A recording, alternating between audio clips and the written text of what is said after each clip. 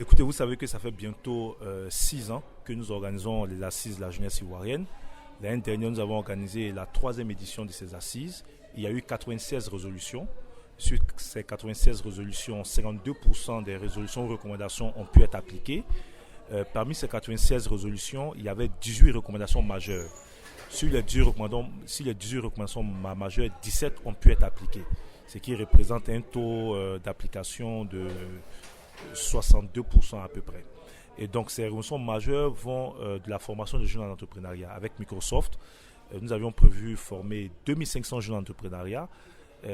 Au jour d'aujourd'hui, nous sommes un peu plus de 2000 jeunes qui ont pu être formés. Ces recommandations vont à la prise de loi contre la cybercriminalité, la promulgation de la loi contre la cybercriminalité, ce qui a été fait par le chef de l'État, des mesures incitatives en faveur des entreprises qui embauchent des jeunes. Aujourd'hui, le ministère de l'Emploi, à travers sa direction générale, nous a informé que le gouvernement a adopté une série de mesures en passe de passer en Conseil des ministres. Les assises ont prôné la mise en place d'un comité ad hoc pour le processus CNJ, ce qui est une réalité. Donc, sur ces recommandations faites par les jeunes, nous sommes satisfaits parce que beaucoup de résolutions ont pu connaître un début d'application. Alors le thème déjà choisi, c'est investir dans la jeunesse, un pari pour l'avenir. Les activités vont se tourner autour de 3 axes. Nous parlerons encore de l'emploi jeune parce que c'est encore l'actualité. Nous parlerons de l'entrepreneuriat, nous parlerons de la formation.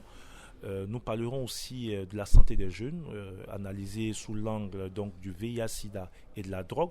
Vous savez que ce phénomène est de plus en plus un problème dans notre pays. Nous analyserons aussi la participation des jeunes au processus de prise de décision.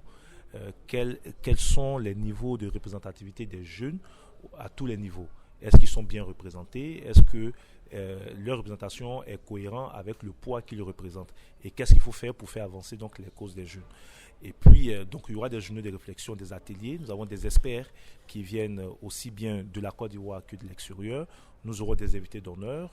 Nous aurons le vice-président de l'Assemblée nationale du Sénégal qui sera là. Nous aurons Isabelle Béquet qui sera là. Nous aurons les joueurs de l'équipe nationale qui profiteront de leur trêve internationale et du match amical qui va se faire à Abidjan qui participeront à ces assises.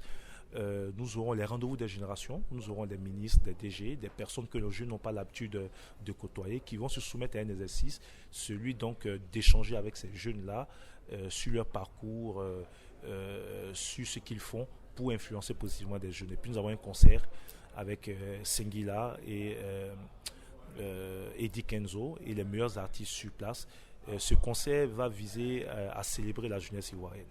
Donc du 23 au 28, la jeunesse sera au cœur du débat, la jeunesse sera au cœur des préoccupations.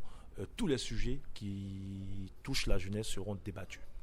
Écoutez, avec des partenaires comme le NDI, la Commission électorale indépendante ou le WANEP, des jeunes politiques, puisque les assises ne sont pas politiques et donc s'adressent aussi à des jeunes qui ne sont pas politiques, mais les jeunes qui, eux, sont politiques, vont se retrouver avec ces institutions ou ces organisations pour élaborer ensemble les stratégies pour une meilleure participation de ces jeunes à ce processus sans violence, sans haine, sans que nous revivions encore ce que nous avons vécu les années passées.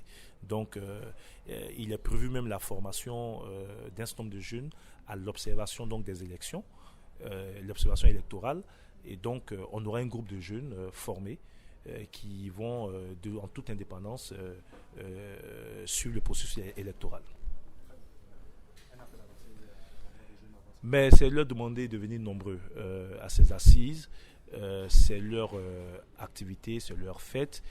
J'ai oublié de vous dire que nous avons aussi le salon de l'emploi où nous avons près d'un millier de postes de stage, d'emploi et autres qui seront mis à disposition des jeunes. Les cabinets de recrutement, les grandes entreprises de la place feront du recrutement sur place.